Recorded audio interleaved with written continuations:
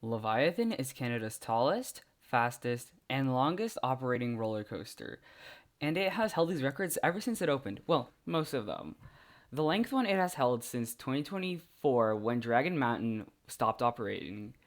In this review, I'll be going over what I like, what I don't like, and what I think could be improved about the ride. So without further ado, let's dive into it.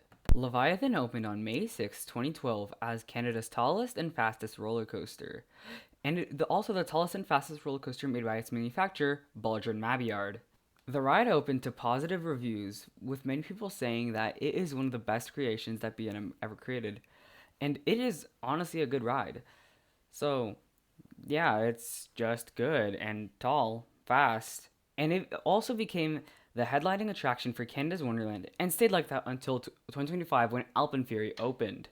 With that done with, let's move on to the layout. The ride starts out by turning right into the 306-foot tall lift hill and then going down straight to the ground through a tunnel with a bunch of eyes of the Leviathan, which honestly is really cool, and you feel the speed. The ride then goes into a really forceful overbanked turn, which honestly is the best overbank I've ever seen on a roller coaster. It's really good. The ride then drops down into a very low to the ground speed hill that turns slightly left at the top of it, which pulls some amazing airtime and laterals. And in the back, it's one of the best parts of the ride. After that, the ride goes into the iconic 180-ish foot tall camelback, which provides some amazing airtime. There is a set of trims on it, but it's like it doesn't really matter that much because there's a lot of force. After that, the ride then goes into an overbank turn, which is the farthest point of the ride, with that overbank turn going near the front entrance. And it's honestly, this whole ride is. It then goes into I don't know, a fan curve type thing, which is a really nice speed type speed type element. Alpine Fear has a really similar moments, both are really good. The ride then goes into another camelback, providing amazing airtime, especially in the back row. After that, the ride then goes up into a banked turn, which then goes right into the brake run, the really tall brake run. Yeah, fun fact, this brake run is actually one of the tallest, well, tallest, I guess, but it's taller than Dragonfire. It's really tall. So, I don't know. I feel like it's really long and it's really tall. I feel like an extra element or two, like even if it's an extra helix, something, because that's why it feels really short with that short brake run. But I mean, other than that, it's fine.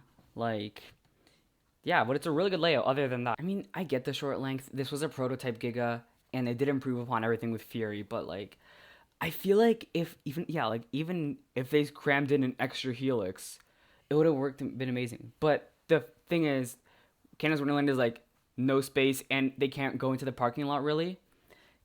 So they can't really make this even more of a parking lot coaster than it already is. But yeah, and the thing is, like, this ride is relatively long. I think it's the longest in the park, and like I said, the longest operating coaster in Canada. But even with that, it just shreds through the layout so much that it feels like it's relatively short. With the layout out of the way, let's move on to the pros and cons. Starting off with the cons, as always. Well, I mean, the biggest con to me is the length. It's really long, but I feel like an extra element or two would have been amazing for this ride. Like, it's just kind of short. I mean, other than that, like, there's a lack of theming. Like, the queue is just a bunch of switchbacks, so that's one thing. But I mean, other than that, I can't really say anything bad about this ride. Moving on to the pros, I mean, there are a couple things. First, the beautiful entrance sign. Like, you walk and you see this amazing Leviathan with the fountain and stuff. It looks gorgeous, and it's one of the best entrance signs I've ever seen for a roller coaster. What else I like is kind of like there isn't really that bad of a row. Like, I haven't gotten a ride in the middle. I've gotten multiple rides. Like, towards the front you have the wind into your face, and you still get still get decent forces. In the back, you get crazy forces. Like, that first drop is amazing. There's a lot more airtime. So, I mean, someone would say that like all the rows feeling the same is a good thing, and some would say like some rows feeling different is a bad thing. But this one is kind of a mix where like The front and the back are like really good. There isn't really it doesn't really matter where you sit because they're both a really good ride experience. I personally prefer the back, but that's just my personal opinion. What else? I like the powerful layout this ride has.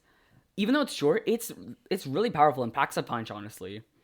And it's a nice fit with Canada's Wonderland's current lineup. With that out of the way, what would I give Leviathan for its final score? I'd give it a 9 out of 10. I feel like it's really good. It's just less talked about since, well, Fury 325 exists and Orion exists, much closer to a lot more enthusiasts. Like, they're in, like, out of the many Ohio, or like, not Ohio, but like, amusement enthusiasts from the States, not many have, like, decided, like, why not go to Canada's Wonderland? I feel like it's a good experience, like, and that's what Leviathan gets slept on. And also mainly because it gets compared to Fury 325.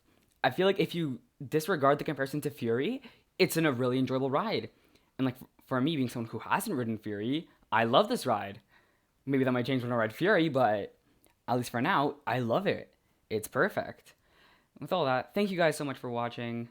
If you enjoyed, like, subscribe, and yeah, make sure to do that subscription because as I record this, we're 4 away from 600 and 154 away from 750. And remember, once I hit 750, I will be riding Wild Beast 3 times.